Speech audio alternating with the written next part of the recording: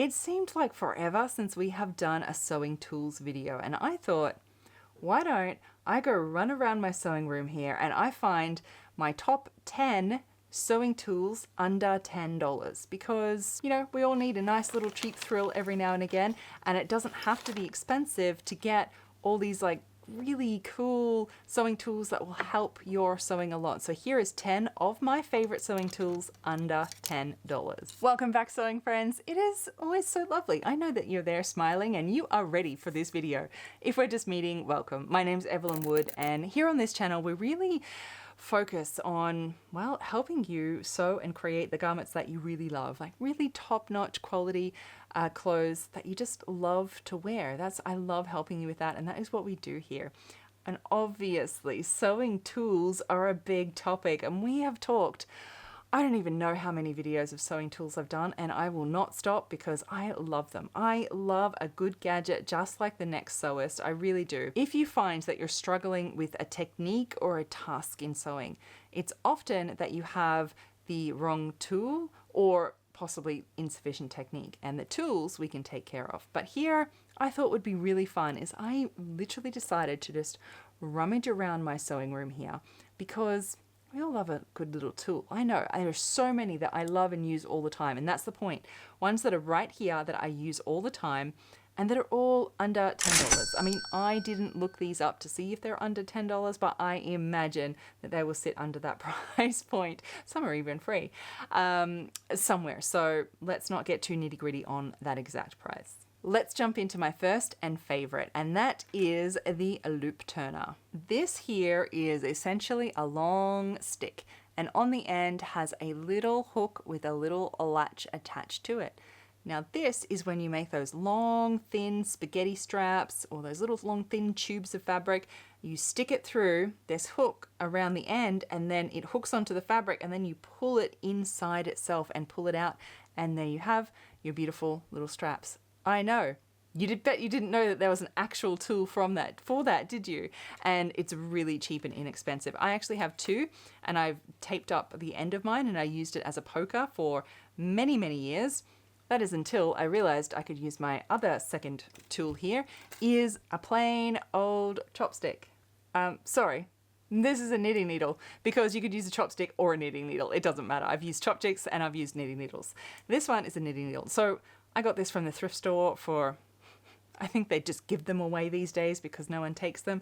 Found a lovely bamboo one. We use this instead of this poker to poke out little parts of fabric. So poking out corners and points in like collars, corners, any little part that you need to just get in and poke stuff out, because it's pointy but it's not super sharp, so you can't really damage it too much, and it's really long and it's just so inexpensive. It's brilliant. You need one of these. My next tool is this little needle threader. I don't use this all that often, but when I do, I really need it.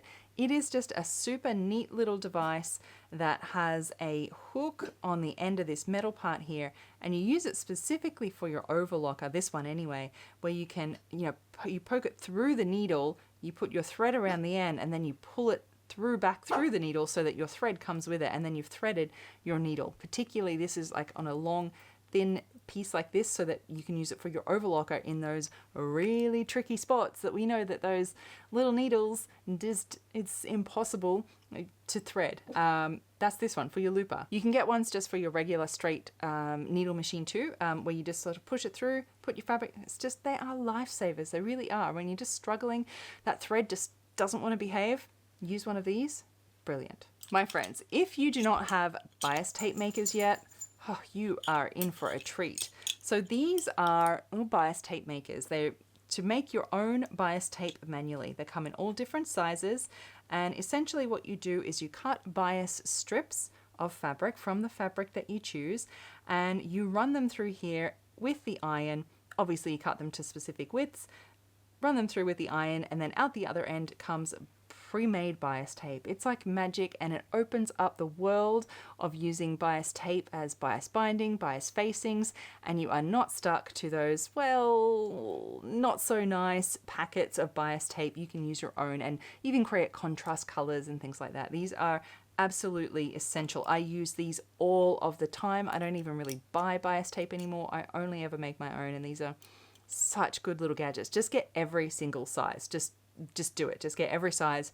You won't regret it, I promise. Beeswax. If you don't have beeswax yet, you're going to want some of this. So I found mine locally. I even have seen it on Etsy as well. You can buy it, I'm sure, and make all little pressed, lovely little pieces here. But essentially beeswax is very traditional to use beeswax on your thread. So when you're hand sewing, you would just run your thread through some beeswax. I go once this way, once the other way, just run it through my fingers again, and then done. What it does is it helps prevent knotting and that the thread getting all tangled up in a mess. Beeswax is the way to go. When I found this, I only discovered this some years ago, right? It took umpteen years for me to realize and know that this was the thing. And I never go back. I can't believe I spent so long not using it. So if you haven't used this yet, I promise it's super inexpensive, but any hand sewing that you do, life-changing. Okay, the next one's a real fun one, because if you've been around here for a while, you already know, and you may already have one, and if not, you're about to. This is the wrist pin cushion, which you absolutely must have one of these. We do never put pins in our mouth, ever, ever, ever. It is such a bad habit. I have a full tutorial on how you can make your own out of a thrifted bangle, scrap material, and little fluffy pillow stuffing from your cushion pillow, and put all of your pins in. It is so essential to have it with you all the time as you're pinning, you're sewing. You've got to have it on you. Honestly, it's absolute game changer when you are sewing. And because this is all thrifted stuff, it is like next to nothing. I'll link the video on how to actually make this down below in the description box. So have a look for there, and for links to any of these tools as well. I'm going to link them down there so you can find them and hopefully enjoy them in your sewing routine as well. I don't know if this one goes under $10, so I think it's going to add it as an 11th, but glass-headed pins. Honestly, I use them all the time. I would never go back and use those horrible little plastic ones that are like blunt and dull and short and stubby, and the plastic ends melt all the time. It's awful. Invest yourself in some glass-headed pins so the glass doesn't melt. So if you accidentally hit it with the iron or anything like that, it doesn't melt. So you can iron over it and it's fine. Personally, I like these quite longer lengths. I've got long fingernails, quite big hands, and they just work for me. Though I color coordinate them, and I do have little finer red ones for when I need that finer work, but generally my go-to are these long ones. You will not regret getting some glass head pins, and hopefully you can find them under $10. Okay, this one's a good one. All right, spray starch. Yeah, I know, it's like that old-fashioned starch where grandma or mum might have been like starching the collars to make them all stiff and straight, and you're thinking, oh, I don't want that. Listen in. This is like a hidden secret weapon in sewing, is the spray starch. So it's just a starch material, and you can make it yourself actually as well. But it's just, you spray it on to stabilize the fabric and stiffen it. You use it for knits that curl up, that stretch out, so it stabilizes it, so you can sew knits without having the curling, the stretching, the everything. Think rayon, crepes, viscoses that just move everywhere, right?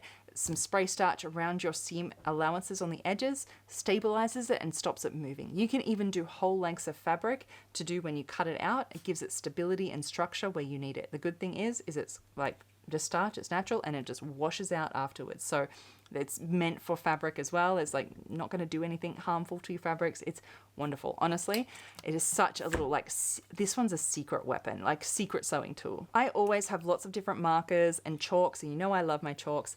And most recently I found this guy here. So this one, I believe, I'm hoping was under $10. I'm pretty sure it was, so I'm adding it in. But it actually has, remember those old-fashioned pens you had in school that had all the different like colors on the top and you could change them, and like it's so cool to have one of those pens? This is exactly like that. So all the cool sewers now have one of these. So it has all of the different colored chalks in the top here. So I've got green, blue, white, red, another red, yellow, and it just is in a little pencil form, so it's really nice and handy, and you can just swap over every color that you need depending on the fabric that you're marking on, because you know you need a different color for all the different types of colored fabrics you've got. This is so convenient, all in one, so handy. Okay, those of you that have been here for a while, you know I already recommend my little tiny sharp pointy embroidery scissors. 100%. So I have these ones that are definitely not under $10, but I also have all these ones that definitely are under $10, and these work just as good. They're different and they don't have the angle, so they're missing that, but I still use these all the time. I like that they're short and pointy ends, so you can actually put them through the fabric if need be. And they're really sharp and accurate, and they're just really nice. Just look for some that feel nice in your hands to cut, and just, I don't know, they gotta look pretty as well, and it's real easy to find some that look pretty. They have them everywhere. So definitely a set of these next to the sewing machine, next to your cutting table, next to your ironing board. They're just so handy to have everywhere, and just so pretty as well, right? The next one I'm classing as a freebie because, well, these were next to nothing anyway, kind of, is pattern weights. So I use pretty much anything as pattern weights. This is my favorite. It's a little actual mini iron, like actual old-fashioned iron. But these are actually pencil sharpeners that are cast iron. They kind of match my same theme. And I even use this, a little glass candle holder, I think, to weigh down my patterns and my fabric as I am cutting out my fabric. So I trace around it with chalk and then take it away and cut from there. And so I just use these. These are great. They're good enough. I can pick them up. They're not too heavy and not too light. They're perfect size and really just cute and fun to have around and really versatile. I use these every single time I cut anything out. All of the time is some pattern weights. So you can use anything. You can make little bags filled with rice and all sorts of things. It's super inexpensive, but it's so useful to hold down those patterns on either it's like cutting them out, the patterns themselves out, cutting your fabric out, whatever it is. So handy. Remember, so I will link down below links to any of these that are available. So do look in the description box. And how do you like my list? What did you think? Did you like my 10 cheap sewing tools? I would 100% love to know which tools did I miss. Put your favorite cheap sewing tools in the description box down in the comments down below, and make sure you read those comments because there's going to be other awesome tips down there from our sewing community here. So happy sewing, my friends. Until next time, bye.